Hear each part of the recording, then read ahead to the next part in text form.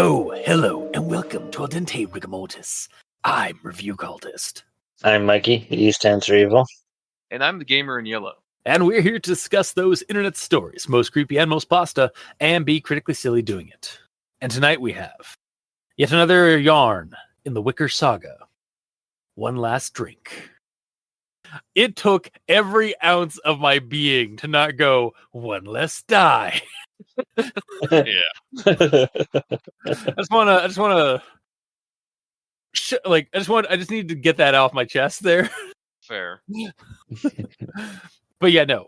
We're covering One Last Drink, which is a very short story by Shadow Swimmer 77. It's part of the Wicker Saga setting. And you can check it out over on creepypasta.wiki. But before we get too far ahead, I suppose we should do our initial recommendations. I'm going to recommend it. I am also going to recommend it. I am going to stay the course with you guys and also recommend it. Interesting. We'll see if that changes and we all hate it by the end of our discussion. I'm not going to lie. I kind of went into this thinking that I was going to be the only one recommending it. Interesting. But I suppose we shall find out why my fears were like that. Perhaps, maybe. But before we get too far, let's go into the rundown. There's no rock or no nair. We actually have it's a disembodied voice narrating the story, centered around two drunks known as Joe and Frank. This duo of drunks, Joe and Frank, they get into a new bar after getting kicked out of the last one they were in. I really thought Frank, you said nude bar for a second there. A nude bar. Sorry. It might be for all we know, but... Yeah. I need to enunciate better, apparently. Hey, it might just be my ears not working right. I mean, that's fair. What? Don't worry about it. Okay. So Frank is all buzzed up and happy, and Joe is just a wee bit paranoid about something. Joe thinks they should head back home where their affiliate, Boris, wants them back by a certain curfew.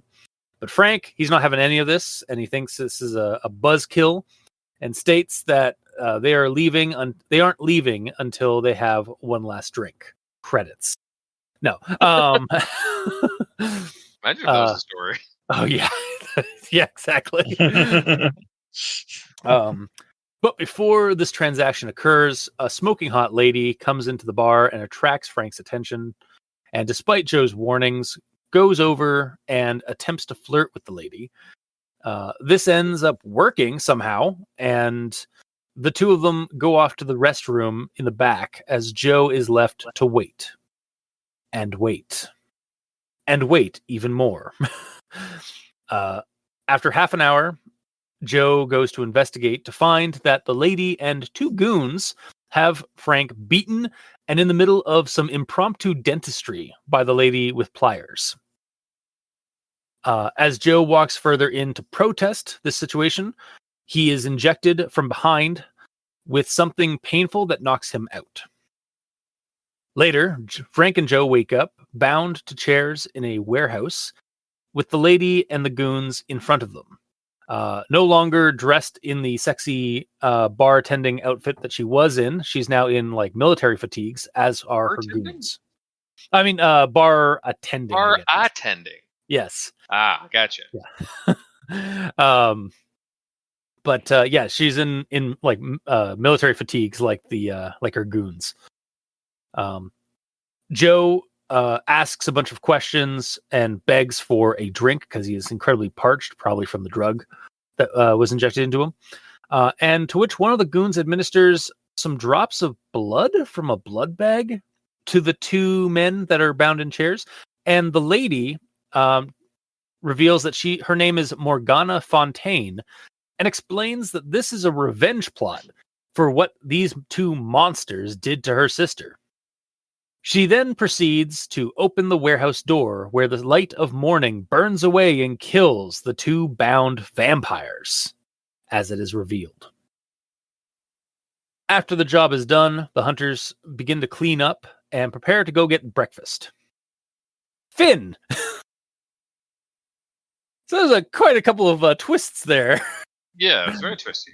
Yeah. So everyone was doing in the club. They were all doing the twist. Yeah. Twist. That's the dance The move that bedrock- kids are using these days, right? Yeah, clearly, yeah. They're doing the bedrock twist. Yeah. That's honestly, whenever I think of it, I just think of the Flintstones movie. Right? Just like Barney and Fred like talking about it, like going like to the Rockefeller. Yeah. And just like doing the twist. Oh like god, we seared are into my so brain. fucking old. It's fun. It's a good movie. It is. It's the best of the Flintstones live action movies, which is Yes. not saying much. Which is also not the story. So we should No. probably continue. Yes, well, we digress. Mhm. Yeah, so that's the rundown of the story. Let's continue on with everyone tolerates the Grammar Inquisitions. At this point, I've got one, and it's not really a grammar inquisition, but I always count this as in the grammar section because it's a word I learned. Okay. Frank's drunken ebullience turned sullen in an instant as he sulkily leaned across the bar, his scowl fixed on the bowl of peanuts resting between them. I learned a new word today. Peanuts. No. Bar. No. No. Ebullience or ebullience, which is a noun, the quality of being cheerful and full of energy, otherwise known as exuberance. Mm-hmm. I also So- learned that word. Yeah, because when I read, it's like, what the? That is definitely a $5 word. And I was about to say, like, hang on, one of these drunk guys is saying that. I'm like, nope, okay, it's the narrator. He can say Yeah, whatever he exactly. wants. It's a disembodied narrator telling us the story, so Yep. you get a pass. Mhm. But honestly, that's my grammar inquisition. So, Mikey, D stands for evil. I have a conjunction junction that's mostly dialogue, but it's still conjunction junction. So take this one with a grain just- of salt, audience. Yeah, as with most of them, but yes. All right. And next stop, Conjunction Junction. Doot, doot. It was Saturday night, and the bar was crowded with 20 and 30-somethings, a dull roar of conversation filling the air as they joked and flirted. It's getting late, and if we don't get back soon, we're gonna be toast. And I don't care how tough you think you are, if that happens, we are going to most likely get the shit kicked out of us. And what I am doing, she said, heaving at the chain to raise the door, is ridding the world of two more godforsaken parasites. Finn. Yeah. Short and to the point. Yep.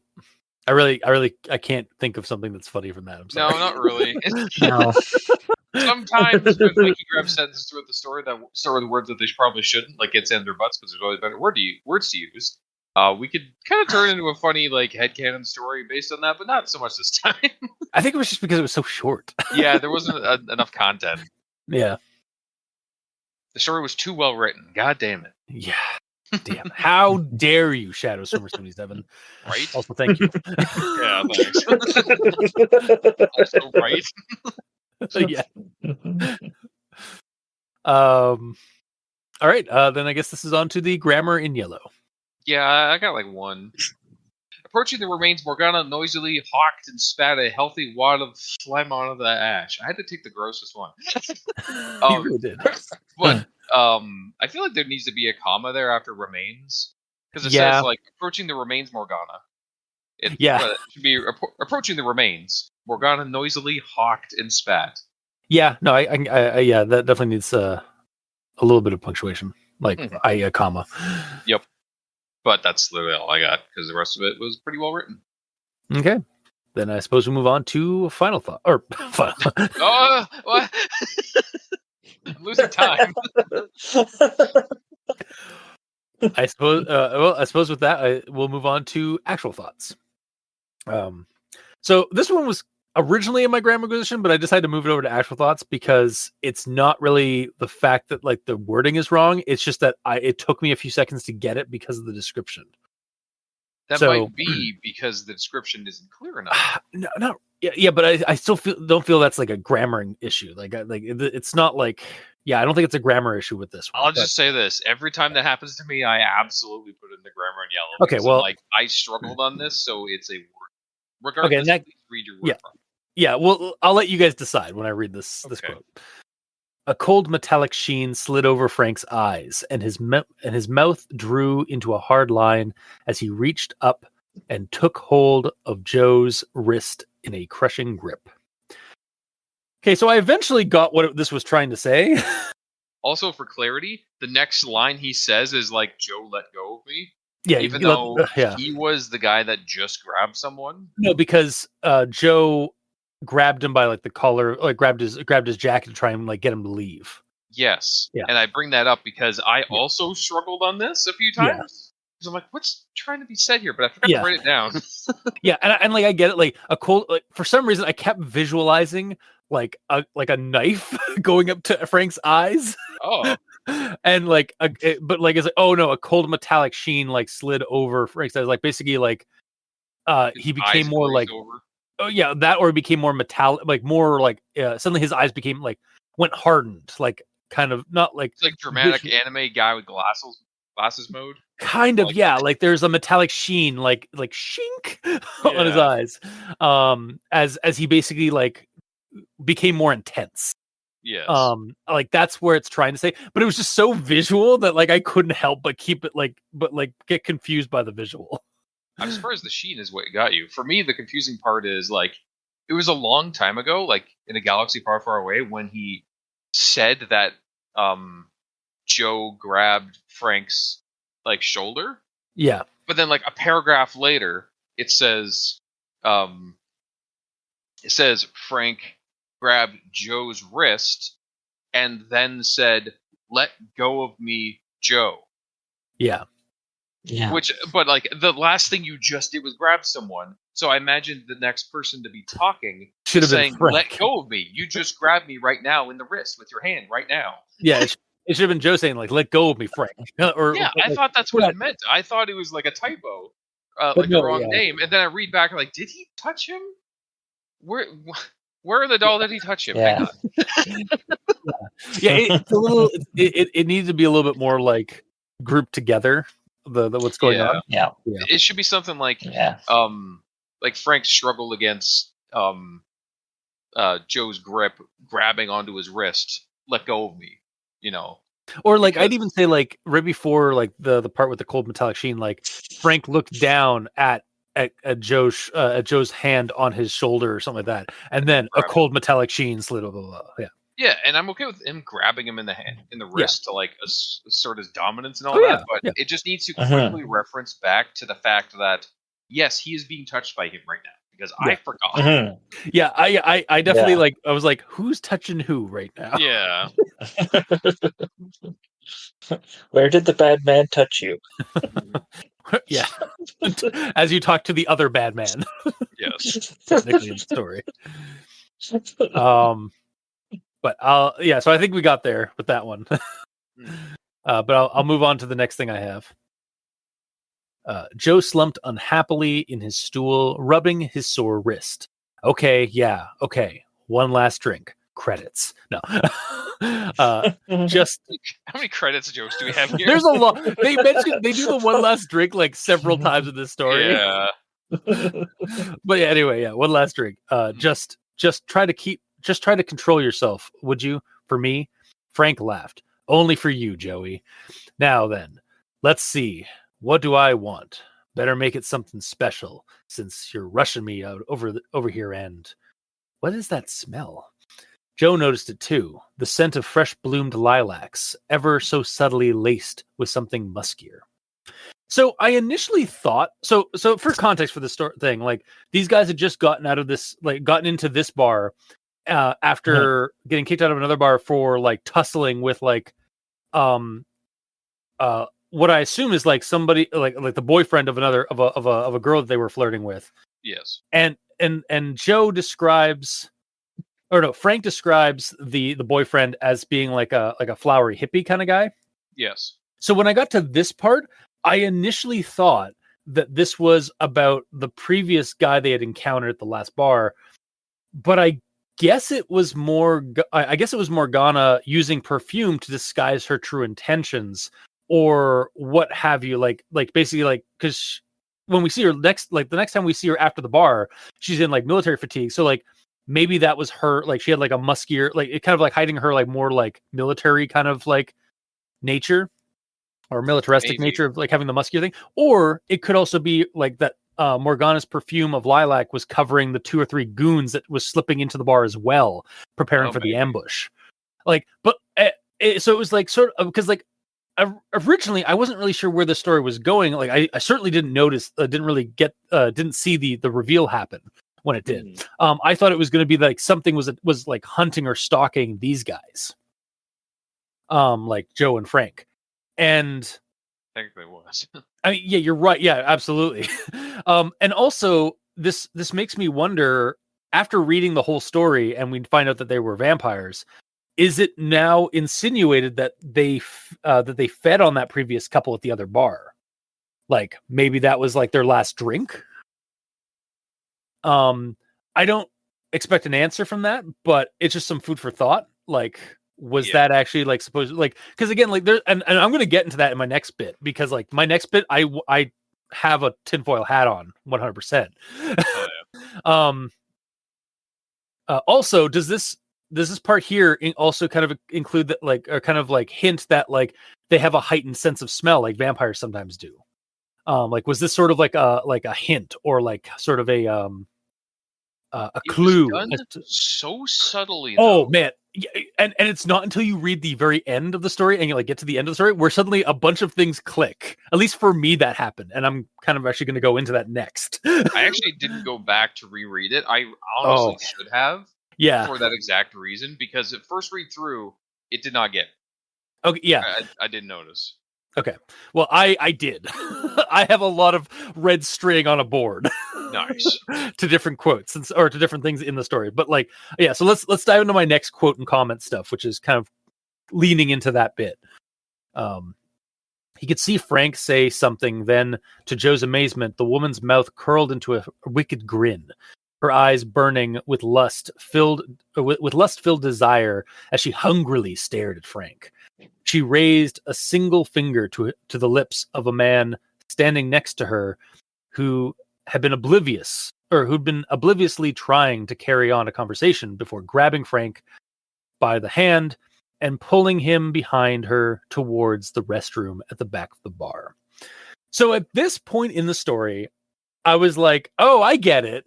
That's why it's called One Last Drink now. It's a double entendre. She's definitely a vampire, and she's going to drink Frank. Of course she is. And at least that was my initial assumption. Mine too. And then we got the reversal that happens upon it happening at the end of the story. A few things started clicking in my brain from like of little details of what I had just read.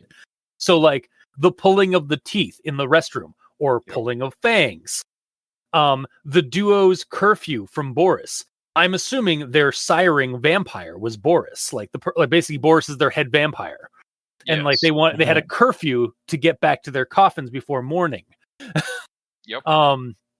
The drop of blood from the blood bag, which initially was odd to me and made me think that the woman and her goons were still the vampires and they were just trying to like make new vampires, maybe.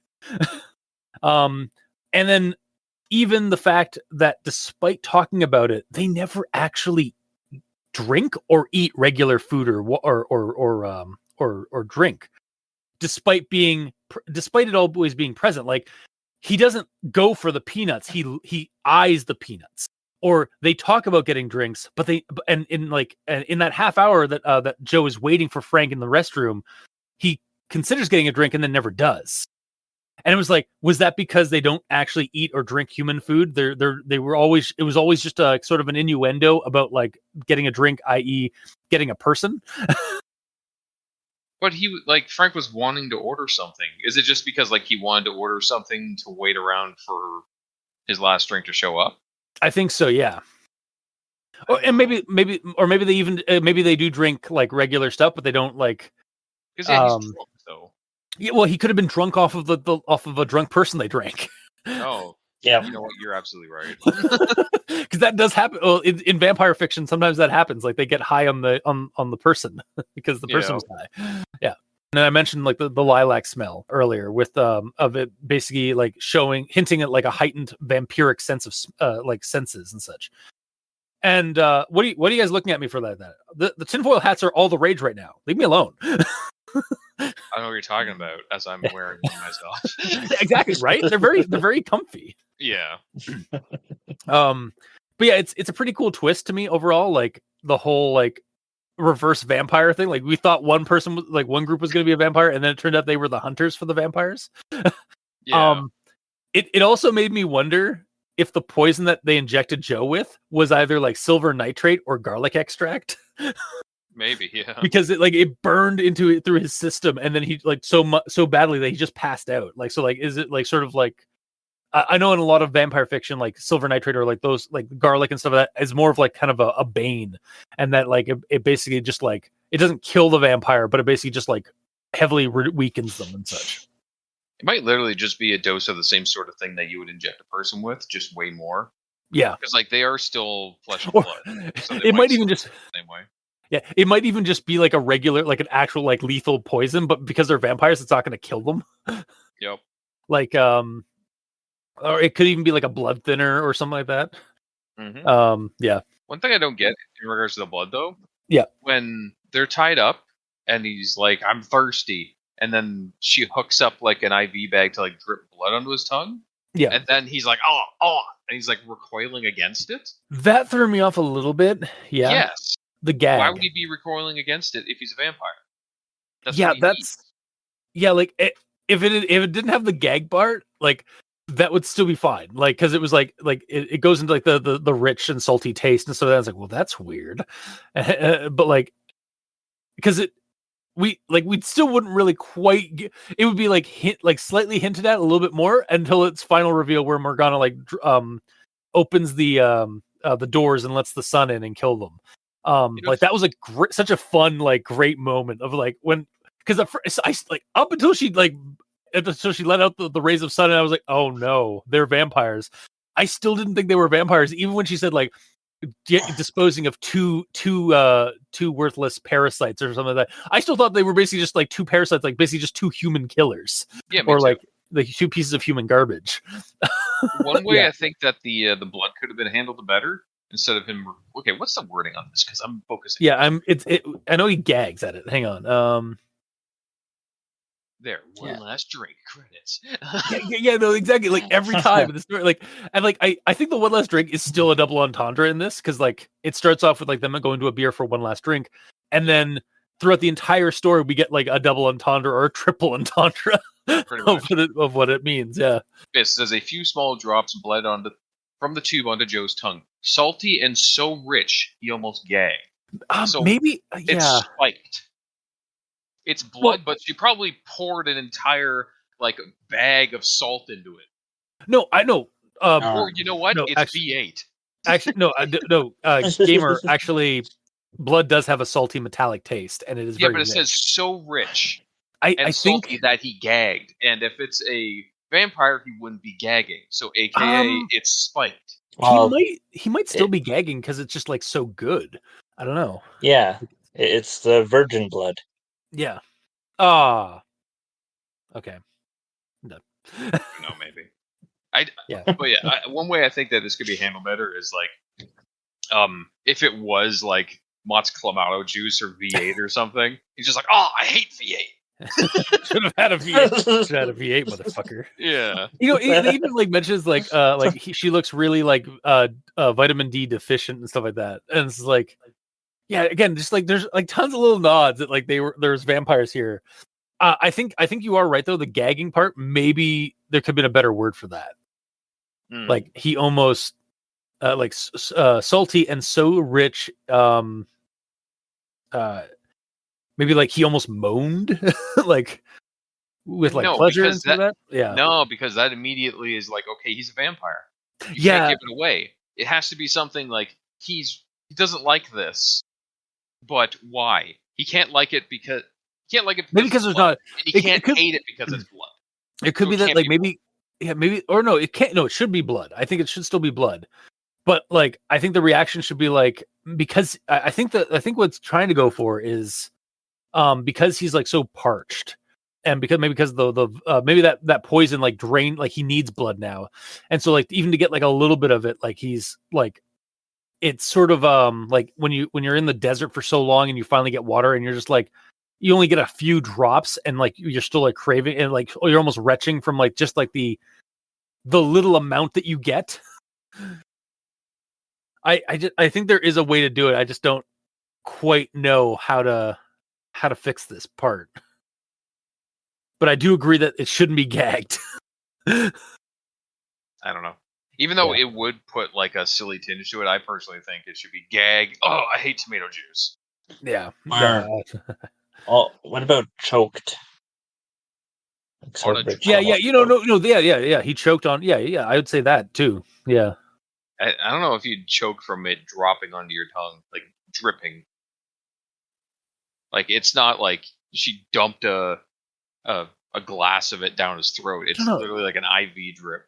Yeah, it's a small drop. A few small drops bled from the tube onto Joe's tongue, salty and so rich he almost choked. I mean, if you're that parched, then like maybe that is your reaction. I don't know. I'm not a doctor. I don't know what what happens when like you haven't gotten like water after being like super dehydrated. But it is like you definitely get what they're trying to do in this, but it's just like you got to find that balance of like how to like, because at this point we're still not sure what the hell is going on. Yeah, and you can't give it away. Yeah, not quite yet. Yeah, not yet. I still love that, like, because like honestly, even after she says like the two more godforsaken parasites, I was like, what's going on?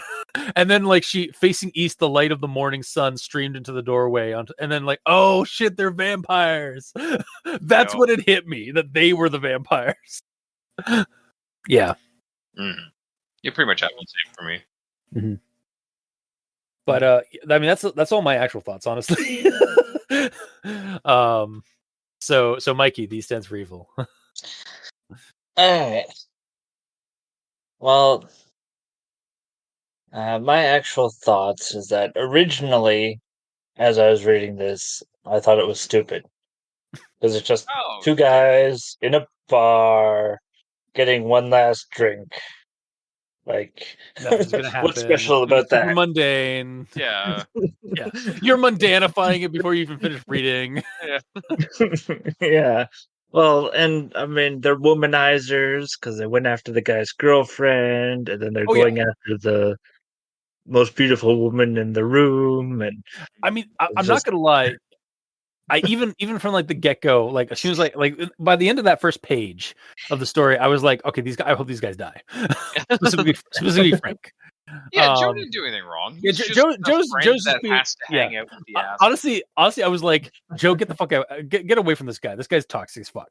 Yeah. But then like, and then but like, I definitely thought we were gonna like have like a revenant situation where they get stalked by by a previous victim, kind of thing. I just was not expecting the vampire plot until like much, and then even when like the teeth are getting pulled, it's like, oh, I guess it's like maybe they fucked with a mob hit or like with the mafia. Maybe they're, because it's normal torture procedure basically. Yeah. And then like they're talking like they have to get back because Boris tells them they have a curfew. It's like, all right, well maybe they are members of like a crime group or something like that, and so like this is like a rival group that's hitting them or something. It was like so many little things. Everything that should be giving away that it's a vampire, your first thought is just the mundane version, because like these are all reasonable things happening, reasonable explanations for these exist. And then when it's revealed that it was vampires, they're like, oh, everything makes sense now. Yeah. It all clicked. Yeah. Well, But and so you were like, oh, I hate it. Like, it's going to be all mundane. Like, these two assholes. yep, the true creepypasta. Yeah. Banality. The banality and skeeviness of man. So Nebraska? Yeah. Oh, God, this is street level Baraska. It kind of is. Anyway, Vampires are street level for Nebraska. No, Interesting. Baraska. No. The leading up to before we got the thing of that they were vampires. Everything else, like, it was basically like it was sort of like a much more small. When I say street view or street level, I mean like it's like a very small, like contained setup. Yes. Kind I of just thing, found it funny that the supernatural angle was the street level, and the mundane one was not street level. Honestly, I'd feel like I'd feel both better and cheated if vampires had been been like the masterminds behind Baraska. Yes. Because like Baraska is fucked up and creepy for its own reasons because it's mundane. Yes. Like to have that safety blanket of like there was something supernatural involved. Like, yeah, it would ruin it. Like I would feel initially like happy, but then at the same time I think it's like, well, this is like I'm no longer like realistically scared or like disturbed. But that's a different that's a series we've already covered. Yes. Back to One Less Drink. yeah. So continuing on. Yeah. So that this story just has subtle hints, which is good because then when you get to the reveal at the end, you, like you said, it's not revealed early on that the protagonists are vampires. But the hints are there if you think back on it. Yeah. Well, and the hints are there, and thinking back on it, that's what makes a good story. Yeah. Because of the fact that you read it once and then you have this, oh, well, that's interesting. And then you read it again, and then you basically have a fresh set of eyes on it, reading it through a second time, catching all the little bits here and there that you might have missed. Yeah. Or you didn't realize the implications. Like that chick's boyfriend is gonna be pissed after what you pulled, and I'm not totally sure they didn't follow us here. So that takes the implication that he drained her. Yeah, that he drank the girl, and now she's like think that the boyfriend's going to seek revenge if they're not careful. Yeah. And then the other one, or another example, is you know how pissed Boris gets when we miss curfew. It's getting late, and if we don't get back soon, we're gonna be toast.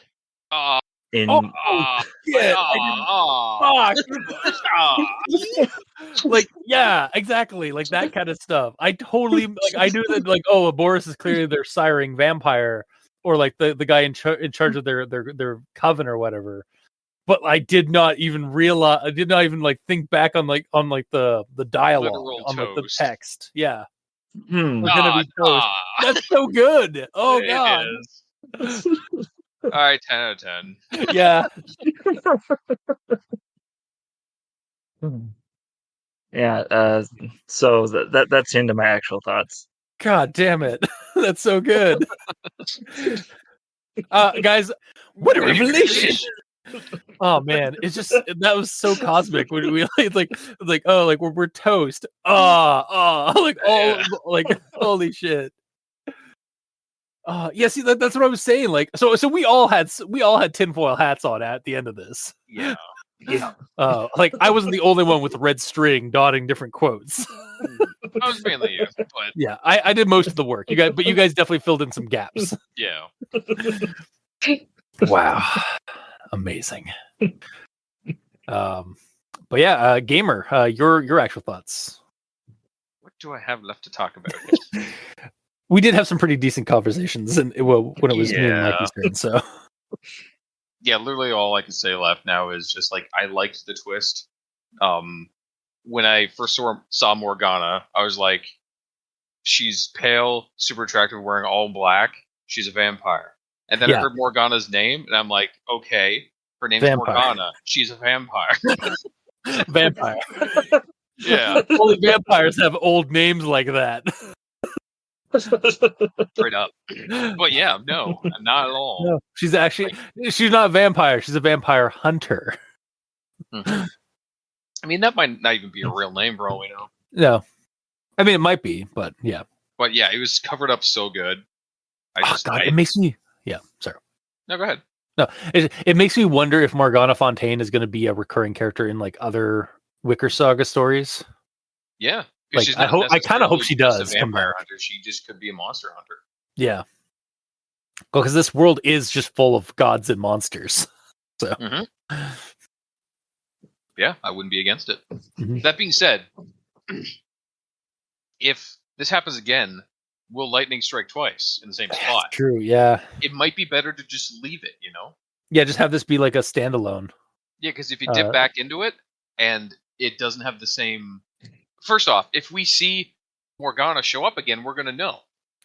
But Yeah, I don't want them to try and pull the same thing. But it would be really cool if this character shows up to help one of the other characters in one of the other stories, like that's like tied to like the main plot of Wicker Saga, and it's like what's your name? It's like, call me Miss Fontaine. I was like, oh, yeah, like that's gonna be my reaction. Indeed. But yeah, really don't have much to talk about aside from final thoughts at this point, honestly. Yeah, no, that's a great segue, because that is honestly, reading this, like a lot of my notes were like several after facts. It was like, all right, I need to find something to talk about. It's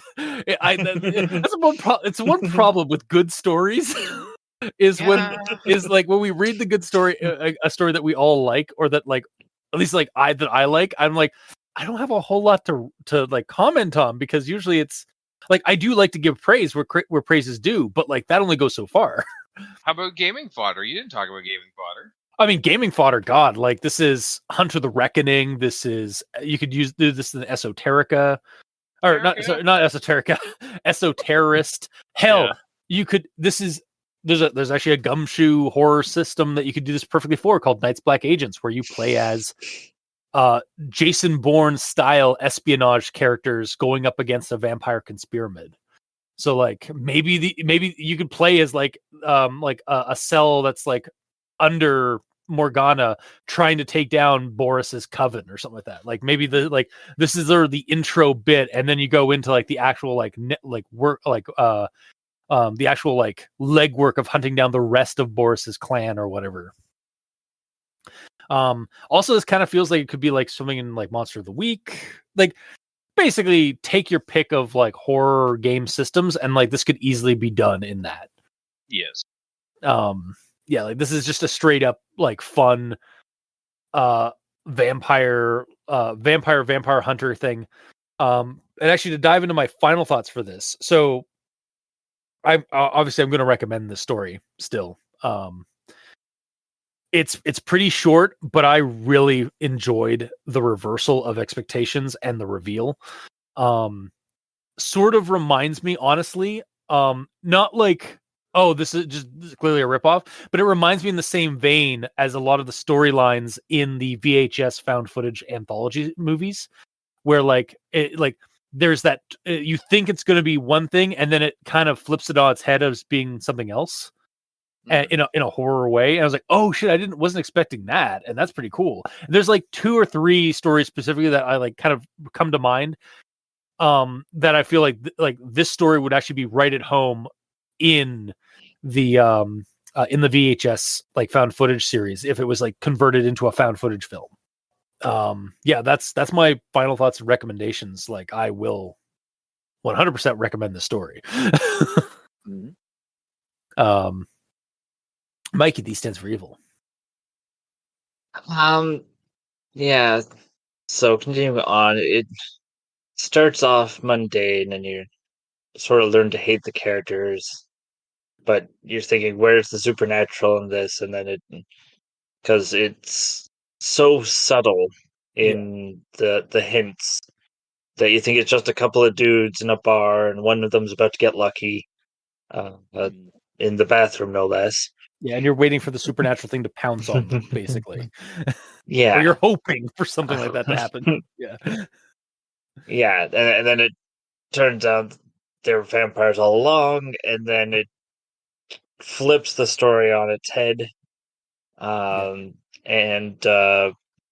makes it so that the story itself is worth a second read, so that you can notice all the little hints here and there that you likely missed the first time around.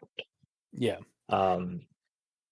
So that's something that I tend to like in stories, is when you read something and then you go, oh, I better go back and reread that and go, oh, that's more detail that you can fill in with the detail that you already know. Yeah, with the context that you have, suddenly there's Yeah. details that open up. And it's not long Yeah. enough that it's like, oh man, I have to read it again. It's like, hell yeah, I have to read it again. Yeah. You know, it's not gonna take a whole. It's not gonna take a whole day to reread it. It's like, imagine Yeah. if we, not to bring up Baraska again, but imagine we read all the way through Baraska. And there's Fuck a twist at me. the end. Like, oh no, I gotta reread the whole thing. Oh God. I mean, like, yeah. Honestly, Mikey, I was kind of with you, like, in a kind of a similar situation early on, because I don't know if it was just because like the mood I've been in this week, or like just like not having the time to read a story that up until like the time I got to read the story. Where like the first page or two, I was just like, okay, this is really mundane. Like, where's this going? And then by the time I was done, I was like, I got to read this again. I wish I did. Yeah. Yeah. So, that being said, I'm still going to recommend this. All right. What do you mean, despite that? It should be like, and with that said, it should be.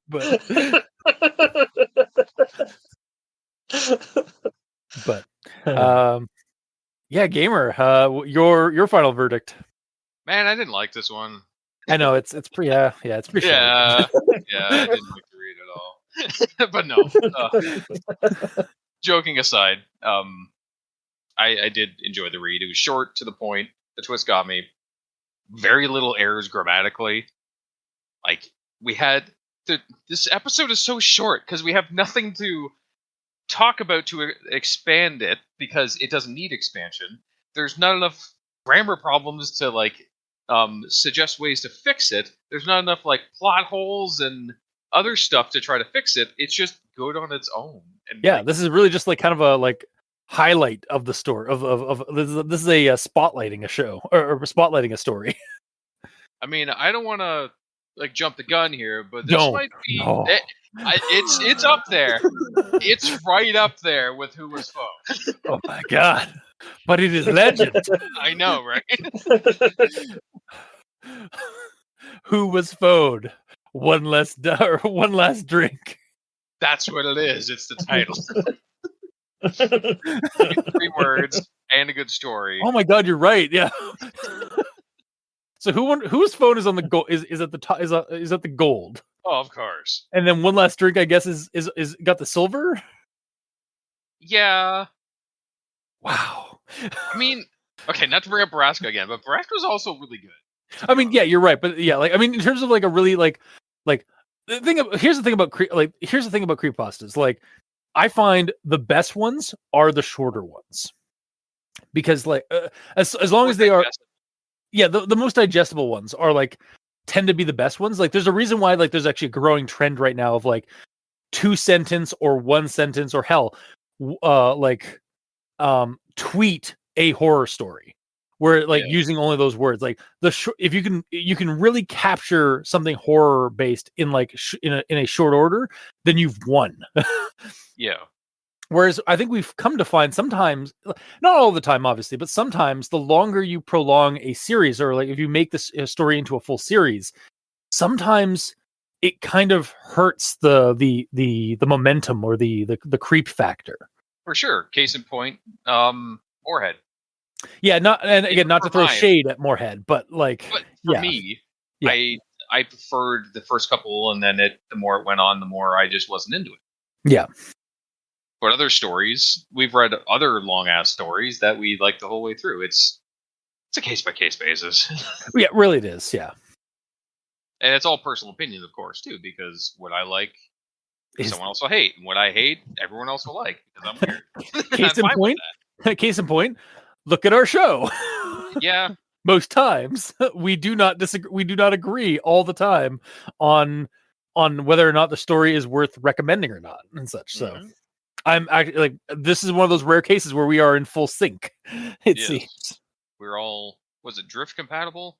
Yeah, we all yeah, pilot a mech right now? Yeah, we all get to. Yeah, all three of us get to pilot a Jaeger. Nice. Anyway, was that a dog in a recent D&D game we did? That was Jaeger was Lars Larsson's Norwegian elk hound in the Mistborn campaign at One Less Die. I didn't know he was remote controlled. What? You said we could pilot a Jaeger. Oh, God damn it!